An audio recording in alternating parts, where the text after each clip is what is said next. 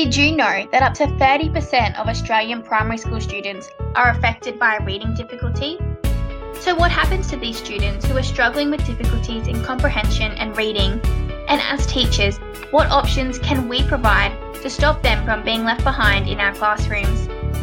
A reading difficulty can be described as persistent challenges a child might experience in one or more of the essential skills needed to become a proficient reader. These might include a deficit in processes concerning phonetic knowledge, word recognition, comprehension, fluency, and decoding. So what should teachers look for when identifying a reading difficulty? Students might display signs of slow word recognition, delayed speech development, difficulty understanding reading tasks, limited spoken vocabulary, and poor spelling.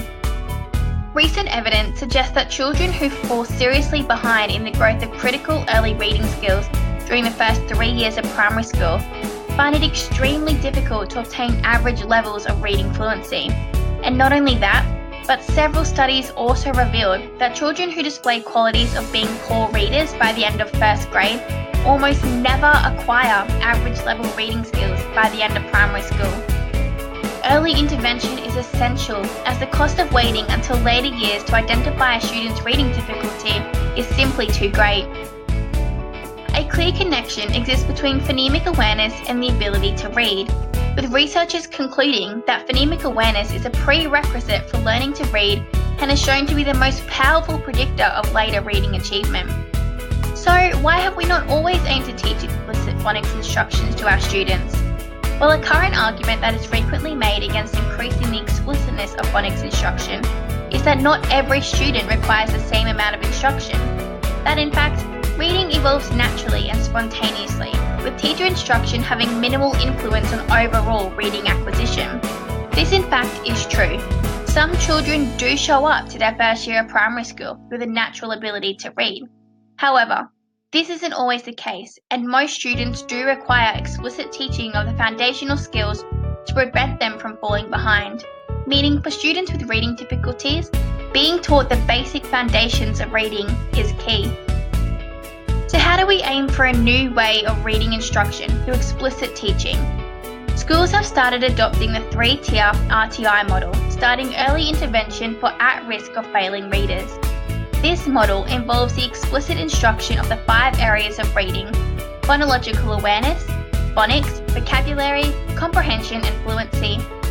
Tier 1 provides students with high-quality, evidence-based teaching through explicit instruction of reading skills with an emphasis on phonic development.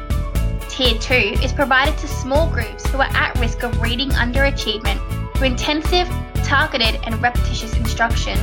While Tier 3 involves one-to-one intensive reading instruction provided to students who failed to respond to previous intervention. When identifying a reading difficulty, it's important to use a combination of methods, and therefore a balanced approach to assessment is critical, as each type of informal and formal assessment tool can improve the effectiveness of classroom literacy.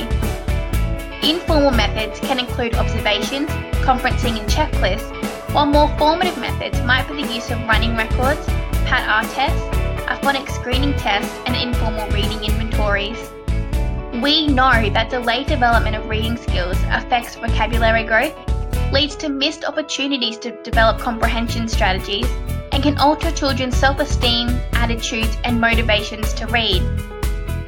We should be implementing the use of evidence-based teaching strategies to support students' weaknesses in fun and engaging ways.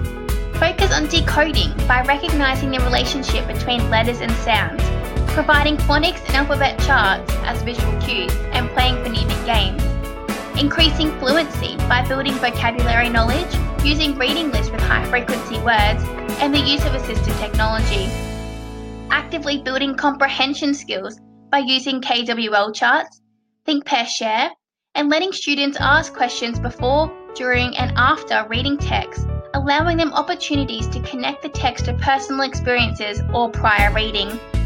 Under legislative obligations for Australian teachers under the Disability Standards for Education, the Australian curriculum legislates that all students have the legal right to a high-quality, inclusive education where they can become successful learners. So let's work together. With early intervention, we can prevent our students from falling behind.